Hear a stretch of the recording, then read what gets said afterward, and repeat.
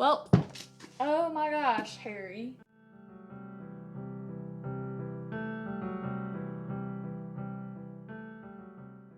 What up, nerds? Welcome back to the Nerdy Narrative. My name is Leslie Smith. Today I'm going to tell you about all of the fantastic things that I read last week, and then I want to hear about what you've been reading. So let's start off with what I am rereading. I am currently on chapter 25 for The Way of Kings. This is a book that I am rereading with the Storm Along 2020 group. For those of you that may be new that don't know, the Storm Along 2020 is a read-along. We are reading the books of the Stormlight Archives. Each book we will spend 2 months to slowly work our way through, discussing it with one another. The 4 hosts have a live show every 2 weeks.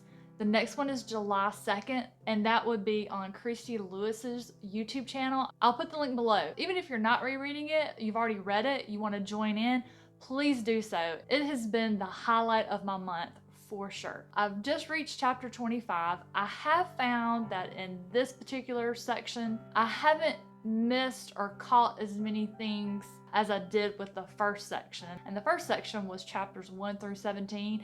I did do a deep dive into those chapters.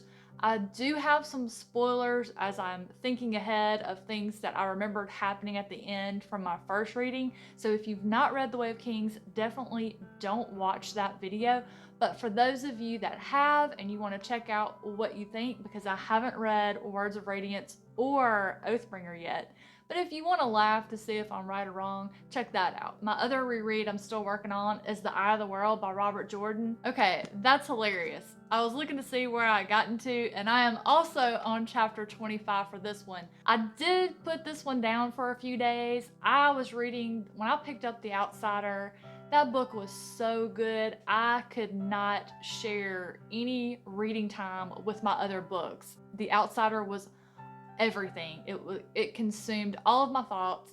Every moment I wanted to spend reading that book. So as a result, I didn't pick up The Eye of the World or The Way of Kings that much, but I did spend quite a bit of time in this one yesterday. And it is a reread, but it's been so long since I read it. There are a lot of characters that I had forgotten about, where I'm at currently. The party that left Emmonsfield on their way to Tarvalon got separated when fleeing Shadar Logoth. What I just read yesterday, Perrin and Egwene are together and they've just met up with Elias. So I had totally forgotten who he was until I reached the part about when the wolves came. So I absolutely, and then it flooded back. I was like, oh yes, I had totally forgot about that. Y'all, this reread is just everything I didn't know that I needed in my life. This one is what I lovingly refer to as my afternoon coffee book. So The Way of Kings is my morning coffee book.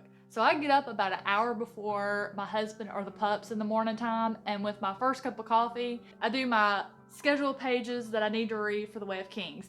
Because what I did is I take the chapters that are set for the Storm Along 2020 group, I divide it out over the amount of days I have, and so I know, okay, I need to read 21 pages a day because I don't want to get ahead of the group, but I want to read a little bit every day to just kind of slowly build and keep it fresh. So that's my morning coffee book, and this one I read while I'm drinking my afternoon cup of coffee. I finally finished listening to Grave Peril on audiobook, and even though I knew it was going to happen, the way this one ended still hit me deep in the feels. I'd sort of forgotten a little bit about it. This one, like Stormfront and Full Moon, didn't have really an emotional pull for me. They were enjoyable books, sure. This one kind of had a little bit of an emotional pull for me, and then I started kind of relating to the characters and developing emotions and connections in this one. So I finished this one. I'll have that review coming soon. Once I finished Grave Peril, I already had Summer Night on deck. I have fallen in love with the audiobooks, so my reread, I'm definitely going James Marsters audiobooks all the way. And my friend Brian actually gifted me the audiobook of Summer Night, which was so awesome because my Audible credit hadn't come through yet, so it was great timing. I am loving this book so far. I'm about, I want to say 40% of the way through. This one is definitely the best one of the first 4 books. Jim Butcher just really starts getting in on that world building and character development on this one. Instead of just getting introduced to new supernatural beings, we're starting to flesh them out. We're starting to learn more about them. And I just totally forgot how much I enjoyed this book the first time. And I have caught so many things in this one that I missed the first time around. Some of them are just little funny jokes, I think. But then again, I remember him telling Patrick Rothfuss recently that sometimes he wrote things and he wasn't actually meaning to be funny, but it's funny when you read it later. Absolutely enjoying this book. The next book that I read was The Outsider. This book was so good. It just consumed me. I had no clue that Stephen King could write a thriller like this. It just shows you how ignorant I am of him as an author. I wasn't ready. Even though I read If It Bleeds and I knew how it was going to end, it did not detract from my enjoyment of the story at all. Even though I knew the ending, I didn't know how we were going to get there. And this book is not predictable. There were so many things that happened that just shocked me. It just literally knocked my socks off. Once I started this book, I could not put it down. I was the thirstiest woman on the planet, and this was all the water that was left in the world. I just couldn't put it down. And when I had to put it down because life, I was thinking about it and I was wanting to pick it up and I was talking about it to my husband. Normally on the weekends, I don't read a whole lot because my husband's off work. That is time that we have to spend together to do things together. And that's what I try to do. But he just kind of, he could tell, like, he's like, baby, do you want to read your book? I'm like, yes. So he would go play Call of Duty and I got to finish this book.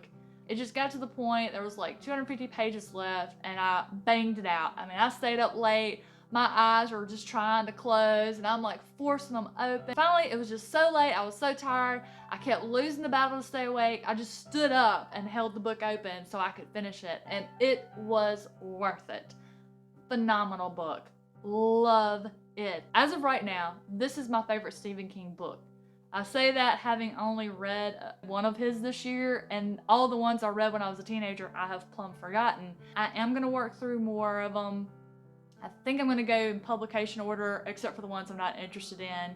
Because there's a few I'm not interested in them, so I'm just going to skip those. I'm probably going to start with Salem's Lot next over Carrie because I'm more interested in Salem's Lot. After finishing The Outsider, I picked up Percy Jackson and the Olympians, Book 1, The Lightning Thief. And as you can probably imagine, I'm reading this book because of the hype around the fact that there's going to be a series released for it. Little secret, I already owned this book. It's the only one I've read. I don't know why I never finished the series, but I bought it because when the movie came out, I saw the movie, and then I was like, oh, it's based on books, I need to read the books. I got the first one and read it. I don't remember what I thought about it. I must not have liked it too much because I didn't finish the series, or I got sidetracked by something else. If another book in a series that I've been reading for years and love maybe came out, I would have definitely gravitated toward that, and then maybe I forgot about it. At any rate, I decided I wanted to read this series, and since I had the first book anyway, it just seemed logical. What do I think about it so far? I am 140 pages in. I started it yesterday or the day before. I stayed up pretty late last night reading it. I'm really enjoying it. Sure, it is definitely middle grade. As a rule, I typically do not enjoy middle grade because it's most of the time unrealistic and kind of skewed romance. However, this one, while it is totally not realistic because, hello, Greek gods, it's a fantasy that I enjoy. So I was always just really intrigued about the Greek gods and goddesses growing up. So I've really been enjoying this book. As of right now, being 140 pages in, I definitely plan to continue the series. So there you have it. Those are the books that I am currently rereading, that I finished or that I started. Y'all know I love it when you share with me in the comments what you read last week. So please drop me a comment below. Tell me what you read. Tell me what you plan to read this week. I would love to hear from you. Your interactions bring me so much joy. I hope you had a great week last week. I hope you have an even better week this week. Have a fantastic rest of your day, and I'll see you soon.